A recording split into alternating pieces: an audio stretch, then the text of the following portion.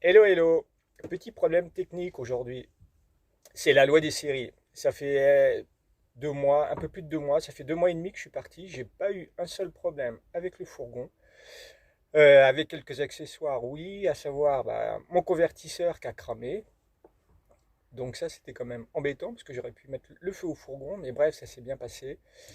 Et aujourd'hui, deux problèmes. Le premier, bon, qui n'est pas grave du tout, hein, c'est le vélo. Il a crevé. Donc il a fallu que je répare. Apparemment, moi, c'est la chambre à air qui est naze. Elle est fatiguée, elle est comme moi, elle arrive à bout de course. Et puis deuxième problème avec le fourgon, là qui m'a quand même beaucoup plus inquiété, à savoir que j'avais plus d'eau au robinet. Donc écoutez, je vous montre ça dans la vidéo, enfin le problème du robinet, hein, le vélo c'est pas le plus passionnant. Je vous montre ce qui s'est passé. Bon, j'avais un petit problème de robinetterie, enfin plutôt de pompe, parce que quand j'actionnais les robinets, ça ne fonctionnait plus. Plus d'eau du tout et j'entendais pas le bruit de la pompe. Donc ça veut dire qu'il y avait un souci.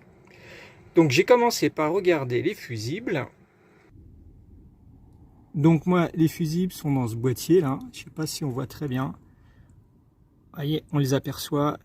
Et le fusible de la pompe à eau, c'est le petit fusible tout à fait à droite, orange, 5 ampères. Mais il était en bon état. Le fusible avait pas sauté, donc c'était pas le fusible. Donc vous voyez, le boîtier il se trouve là sous le siège conducteur. Je vous remonte. Vous voyez, il est là-dedans. Là c'est toute l'électricité. Et j'espère pas avoir à toucher ça un jour.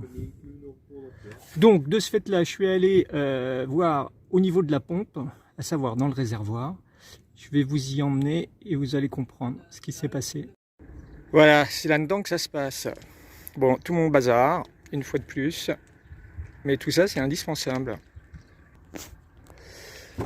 Bah ouais, j'ai des bouteilles d'eau en réserve, j'ai un peu d'essence pour le groupe électrogène.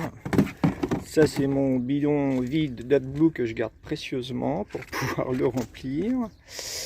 Et puis donc la cuve à eau se trouve de ce côté-ci là, en dessous le lit. Donc sur la droite, parce que sur la gauche c'est le gaz, et puis un petit peu plus loin là-bas c'est le trauma.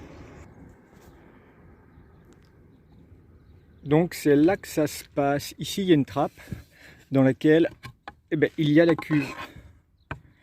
Voyez. Vous voyez quand j'ai ouvert, ici en surface là c'était super humide. Depuis l'extérieur l'eau arrive par ce tuyau là, par ce gros tuyau.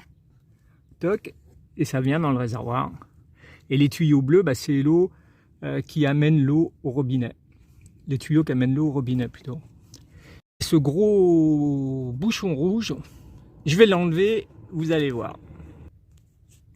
Bon, je le dévisse. Il était bloqué. Donc vous voyez, pourtant tout autour il y a un joint. Et puis le joint, j'ai regardé. Et on va se mettre à la lumière du jour. Le joint, il est en bon état, il n'est pas coupé, il n'est pas fondu. Tout va bien. Donc à mon avis, c'est pas étanche. Et là, c'est vrai que, si vous voyez, mon réservoir, il est plein à ras-bord. Donc je pense qu'il ne faut pas le remplir à ras-bord, tout simplement. Donc je remets ça. Tiens, là, il y a un petit bout de bois qui est tombé. C'est pas la peine. Ah! Viens là, toi. Il veut pas venir. Ah, ça y est. Donc vous voyez, l'eau, elle est vraiment tout en haut. Donc je vais remettre ce bouchon. Alors je sais pas, je mettrai peut-être autour, tout autour. Vous savez, il y a une espèce de ruban qu'on utilise en plomberie, de téflon, un ruban de téflon. Je mettrai ça peut-être autour pour assurer peut-être un peu plus d'étanchéité. Mais le mieux, c'est de ne pas remplir complètement, quoi. Au premier refoulement, quand on remplit, il faut arrêter. Ici, en surface, là, c'était super humide. Il y avait un petit millimètre d'eau qui stagnait. Les fils qui trempouillaient là-dedans, vous voyez, Celui-là, bon, j'ai tout bien nettoyé hein, maintenant. Parce que quand j'ai vu ça, j'ai dit, voilà, eau, électricité, hein, ça va pas le faire. Il y avait plein de verres de gris là-dessus, donc j'ai tout nettoyé comme j'ai pu. Ce qu'il y a, c'est pas facile parce qu'il n'y a pas beaucoup de fils, donc il faut pas se louper. Celui-là, où il y a le domino, là aujourd'hui, on voit le petit domino noir. Je sais pas si on voit bien. Là, vous allez peut-être mieux voir. Vous voyez, là aujourd'hui, il y a un petit domino. Ben, le fil était carrément coupé. Donc moi j'ai pas de petites pinces comme ça là pour sertir, donc en attendant j'ai mis un domino, on verra plus tard ce que je peux faire. Donc voilà, c'était la grosse panique là-dedans. Je comprends pas que ce machin-là soit pas étanche, parce que ça peut être que ça, hein. Ça peut fuir que de là. Donc une nouvelle fois, bah faut pas trop remplir le réservoir, faut pas que ça arrive jusqu'au niveau du bouchon, quoi. Bon, enfin, quoi qu'il en soit, ça fonctionne, c'est l'essentiel. Tout est réparé et je suis bien content de ne pas avoir eu à repasser par la case concessionnaire parce que ces gens-là, franchement, je ne les supporte plus. Tous des gangsters. Ils sont pas près de me revoir. Donc voilà, petite panne. Bon, enfin, c'est bon à savoir parce que si ça m'arrive à moi, ça peut arriver à plein d'autres gens. Donc bah, pensez à regarder ça et puis vérifiez de temps en temps que l'eau ne déborde pas dans votre cuve si vous avez un bouchon comme moi, que s'il est bien étanche. Vous avez vu, tout se termine bien, c'est l'essentiel. Et j'en profite pour vous rappeler que si vous n'êtes pas un minimum bricoleur, je crois que le fourgon, il faut mieux oublier parce que vous allez être vite dans la misère. Il faut vraiment être un petit peu touche à tout pour pouvoir sortir de situations un petit peu, voilà, qui peuvent être, enfin, qui peuvent tout bloquer dans un voyage, qui peuvent être vraiment très embarrassantes.